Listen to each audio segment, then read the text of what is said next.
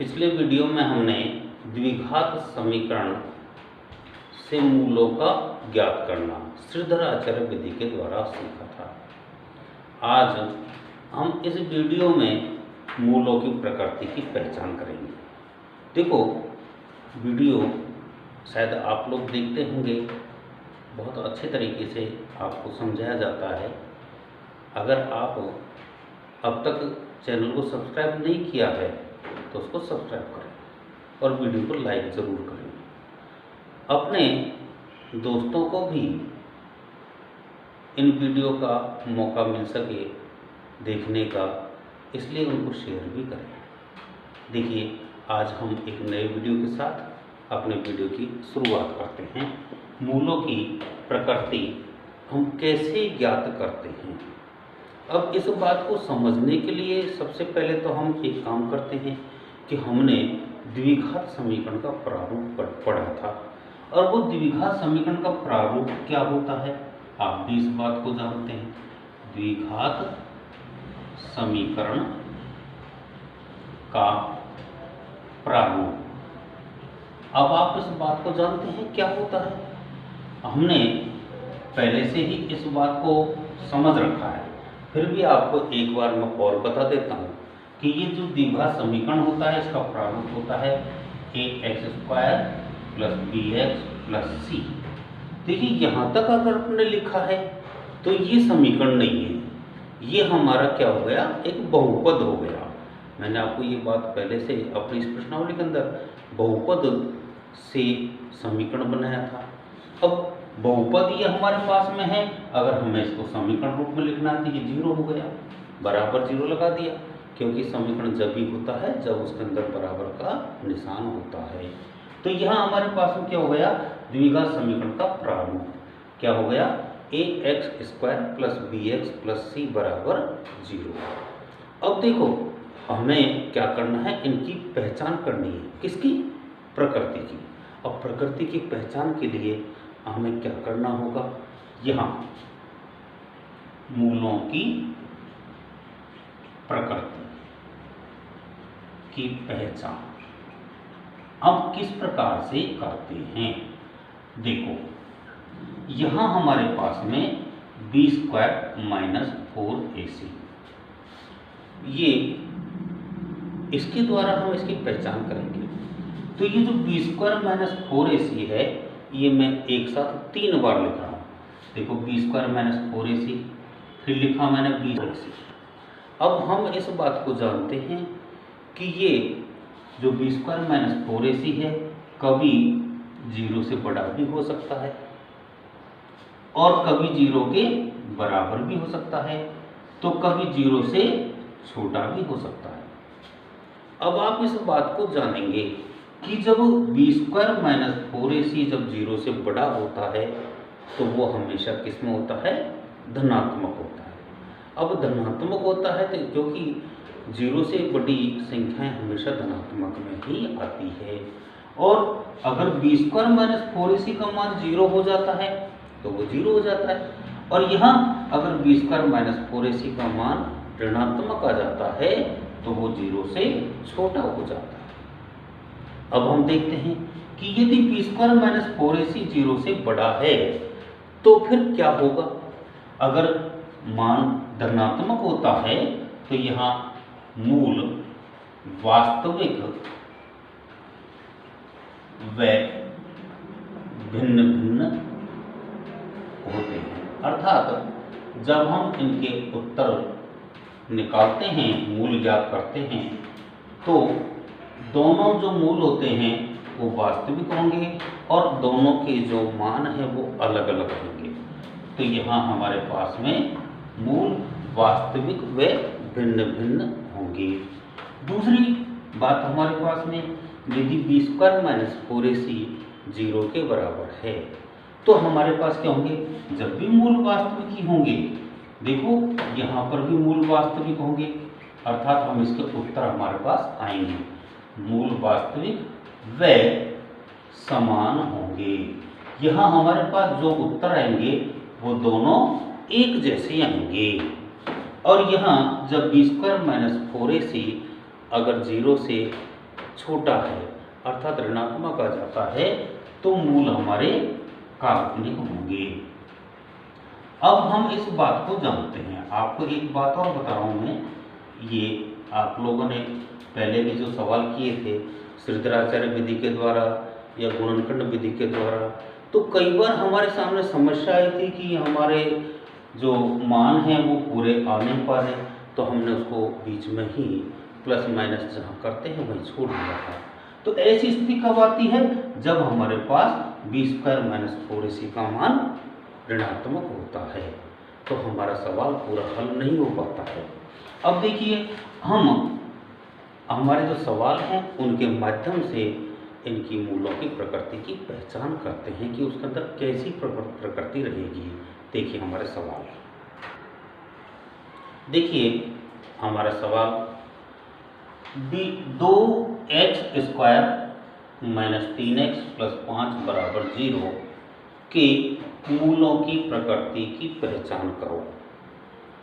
अब अभी अपन ने इस बात को देखा था कि जो मूल हैं उनकी प्रकृति की पहचान कैसे करते हैं। इसके अलावा हमने द्विघात समीकरण प्रारूप भी समझा था, देखा था। तो यहाँ हम इसका हल करते हैं। अब हल करेंगे तो हम इस बात को देखेंगे कि a बराबर क्या हो जाएगा। यहाँ a बराबर हमारे पास में x² का जो गुणांक होता है वो a होता है। तो हमारे पास a का मान कितना आ गया? 2, और b का मान कितना आ गया? -3, और c का मान हमारे पास में 5 हमको प्राप्त हो गया। अब हमें क्या करना है? अब हम b² - 4ac का मान प्राप्त करते हैं। देखो कैसे करेंगे, क्योंकि हमें इस बात का पता नहीं है कि इस b² - 4ac का जो मान है वो धनात्मक आएगा या ऋणात्मक आएगा या 0 के बराबर आएगा। तो हम पहले इनका मान ज्ञात करते हैं। तो b² कितना है? b का मान हमारे पास में क्या है? -3, उसका वर्ग किया, -4 × 2 × 5। अब क्या करेंगे? -3 का वर्ग कितना हो जाएगा? 9, माइनस 5 दूनी 10, 10 के 40, अर्थात माइनस के 31 हमारे पास में आ गए। तो अब जब ये माइनस के 31 आ गए तो ये क्या हो गया? b², यहाँ b² - 4ac से बड़ा क्या हो गया? 0। और जब b² - 4ac से बड़ा 0 होता है तो क्या हो जाएगा? अतः यहाँ मूल कौन से होंगे? काल्पनिक होंगे। देखो एक बार समझेंगे कि हमारे पास में एक सवाल दिया है 2x² - 3x + 5 = 0। तो हम इस बात को देख करके इस सवाल से a, b और c का मान ज्ञात करते हैं। तो x² का जो गुणांक होता है वो हमारा a, x का गुणांक होता है वो b और अचर पद हमारा c होता है।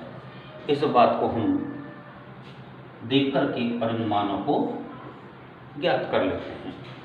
जब ये मान हमारे पास आ जाते हैं तो फिर हम b² - 4ac का मान ज्ञात करते हैं। तो यहाँ हमने b² - 4ac का मान प्राप्त करने के लिए इन a, b, c के मानों को इसमें जमाया और जमा करके हमने इसको हल किया तो हमारे पास में ये माइनस का 31 हमें प्राप्त हो गया। जब ये माइनस का 31 हमको प्राप्त हो गया तो हमने देखा कि जो -31 है ये हमेशा 0 से छोटा होता है। जब ये 0 से छोटा होगा तो यहाँ हमने इसको क्या कर दिया?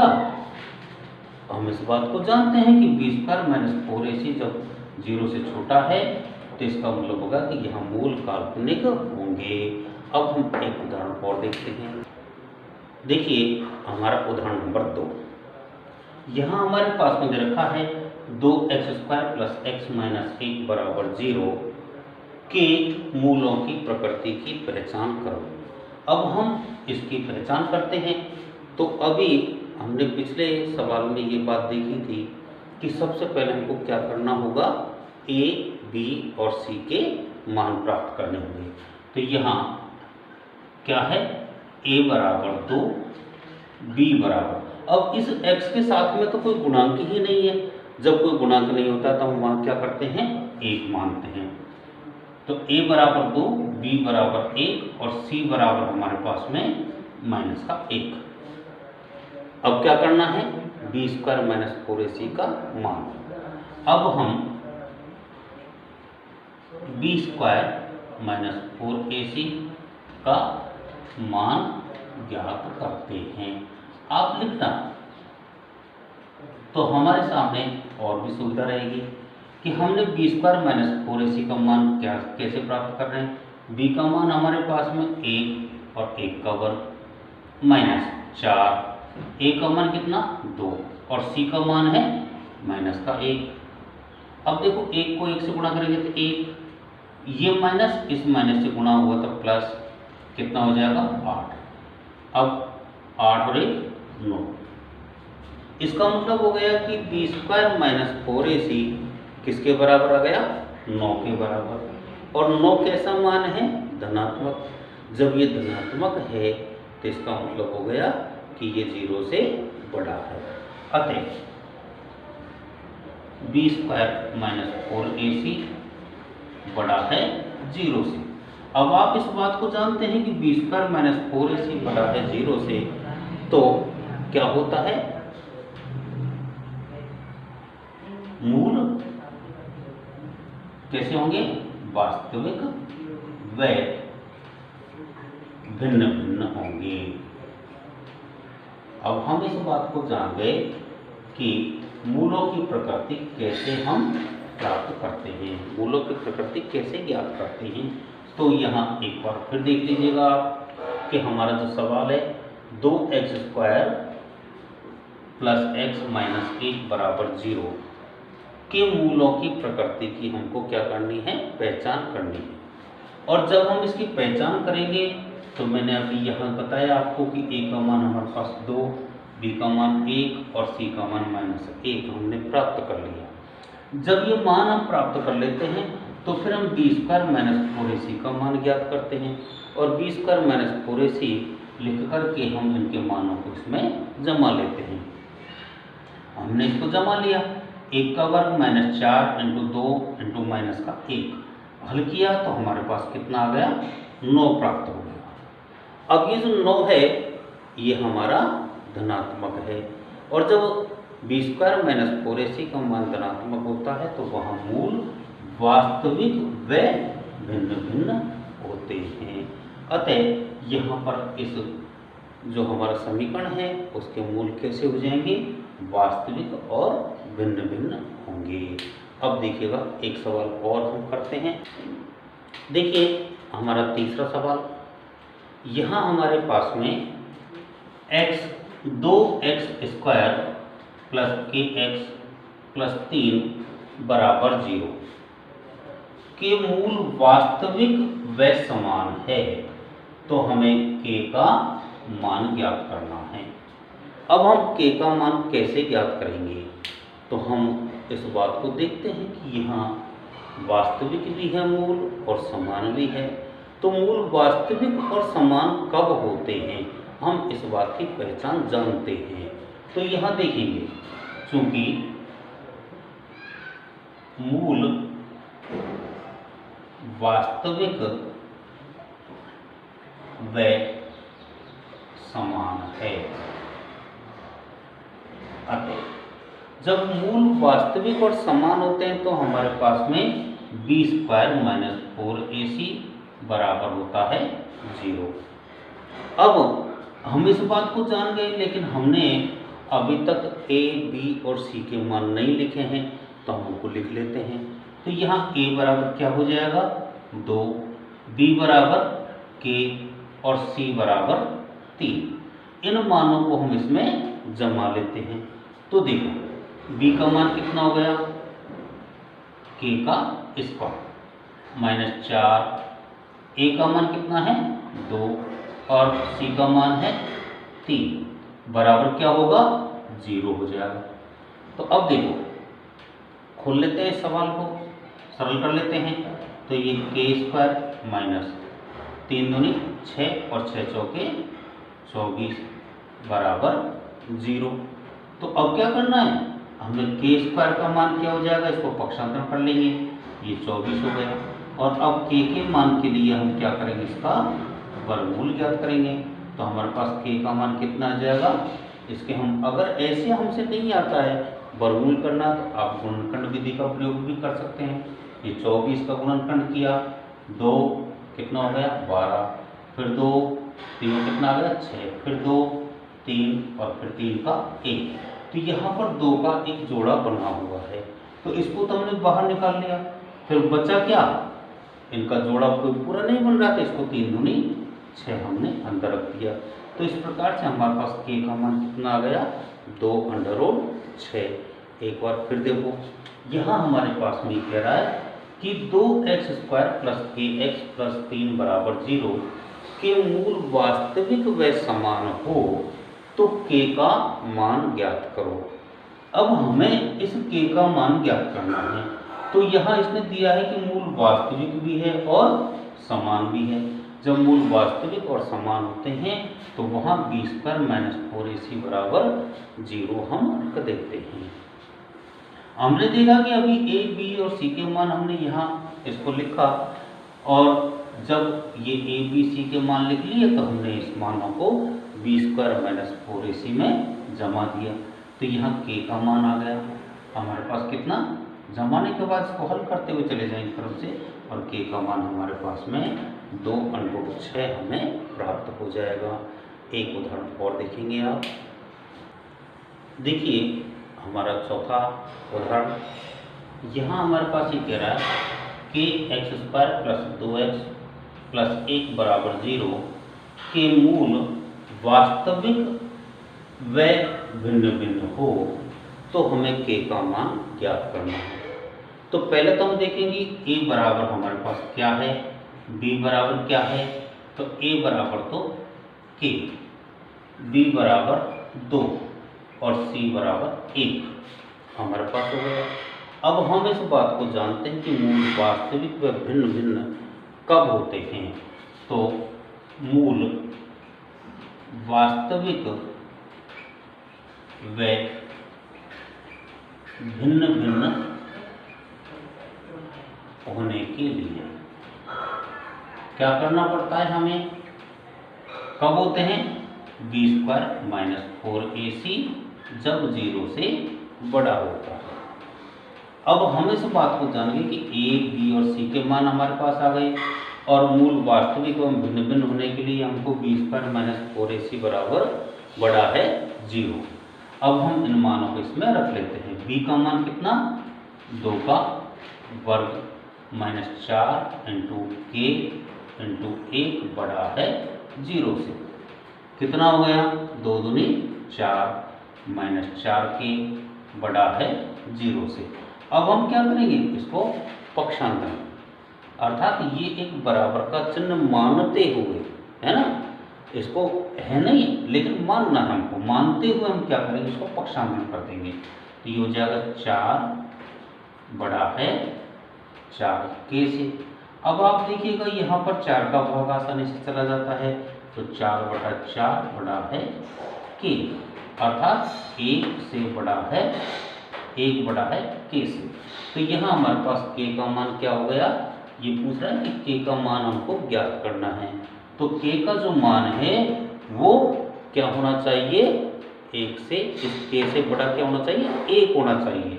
तो ऐसे हम इन वीडियो को देखते हैं। एक बार और इस सवाल को देखते हैं कि हमारे पास में kx² + 2x + 1 बराबर 0 के मूल वास्तविक व भिन्न भिन्न हो तो k का मान हमें ज्ञात करना है। अब हमने सबसे पहले a, b और c के मान ज्ञात किए। जब a, b और c के मान ज्ञात हो गए तो हम इस बात को देखेंगे कि मूल वास्तविक व भिन्न भिन्न कब होते हैं।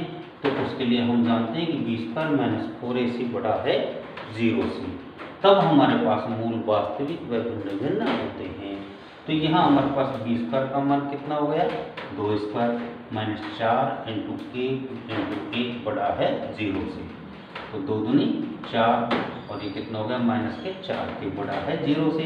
अब हमने इसको पक्षांतरण कर दिया और हमारे पास 4 बड़ा है 4 के से, तो हमने देखा कि एक जो है वो के से बड़ा है। इस प्रकार से हम इसमें मूलों की प्रकृति को आसानी से हल करना सीख सकते हैं। वीडियो को देखते रहें। आगे भी अगर आपको वीडियो देखना है तो आप सब्सक्राइब करें या फिर डिस्क्रिप्शन में जा कर के और वहाँ लिंक दिए गए हैं, आप उनको देख करके भी अपने वीडियो और भी देख सकते हैं।